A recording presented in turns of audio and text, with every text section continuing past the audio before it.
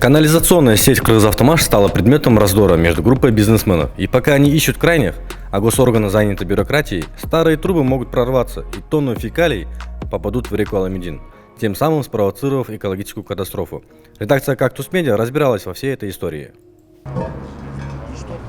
Вот они уже почистили. Она стоит канализация. Абоненты обязаны сами обслуживать свои канализационные системы. Я не знаю, как у них составлен договор. Вот смотрите, первый зам исполнительный директор Конин, ВЕ. Я не знаю, как у них составлен договор.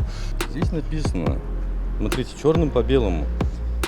Канализационная система находится в нерабочем состоянии, и мы не возражаем к подключению абонентов городской канализации, которая находится на территории бывшего завода ОАО «Кыргызавтомаш». Абоненты обязаны сами обслуживать свои канализационные системы. Исходя из этого, я понимаю, что «Кыргызавтомаш» никогда не был подключен к городской канализации. Нет, они все. Ну, смотрите, это кто врет, получается? Они врут. Они врут. Да. Не работает. Почему? Потому что они подключены к действующей канализационной системе или нет? Потому что где-то забита канализация по ходу.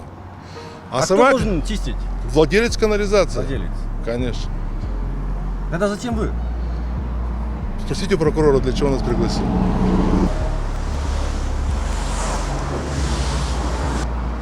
Ну, хорошо.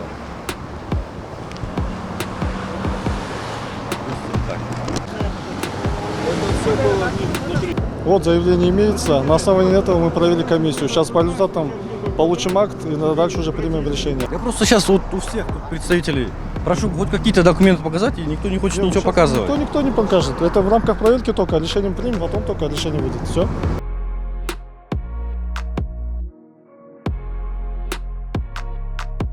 Цивилизация начинается там, где есть канализация. «Кыргызавтомаш» продает более 50 собственникам территорию, но ничего не говорит о том, на каких условиях переходят коммунальные сети. Ну и пользуются, поскольку пока мало было хозяйствующих субъектов, деятельность была слабенькая, 90-е годы, 2000-е годы. В принципе, стоки собирались, самой канализации уже более 50 лет. Появилась проблема последние 3-4 года. Прям ко мне в подвал начинает бежать вот эти все фекалии. Вот это. Я соседям говорил: ребят, давайте что-то делать, так неправильно.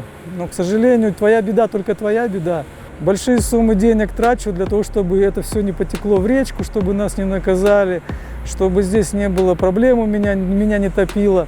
Ну, наверное, такое положение вещей нравится всем бизнесменам. Чего, они сверху, я снизу, твоя проблема решай сам. По заключению экспертной комиссии, ни одна из канализационных сетей, ливневых, промышленных сбросов, фекальных стоков не работает. Давайте что-то решать. Предложил скинуться всем и построить новую канализацию. К сожалению, ни одного вопроса не было решено, и я решил сам провести канализационную сеть. Я обратился в МЧС, обратился в санэпидинстанцию и сказал, что, пожалуйста, исследуйте. Если вы мне все скажете, соседи, я всем дал уведомление, вы мне скажете: Сергей, откройте канализацию, и пусть она бежит в речку, но мы потом с тебя спрашивать не будем. Если будут проблемы, то мы сами за это ответим. Никто такое письмо не дает, давят на меня, чтобы я открыл канализацию, а, естественно, по заключению «Автомаша» она очень грамотно пишет, что канализационная сеть не работает, и каждый отвечает в пределах своей территории. Естественно, я понимаю, что фекалии побегут в речку, а некуда им деваться. Пока не настало беды, лучше решать этот вопрос. Они копают, у них ни одного документа нету, им можно, потому что они якобы там пожаловались в прокуратуру, и сейчас вот они под этими вещами и начинают тупо использовать государственные органы для того, чтобы продвигать свои какие-то личные интересы. Ну, вот ходят здесь вокруг целыми комиссиями, но сюда никто не заходит. И получается, они сейчас вот неделю или две там роют, ищут.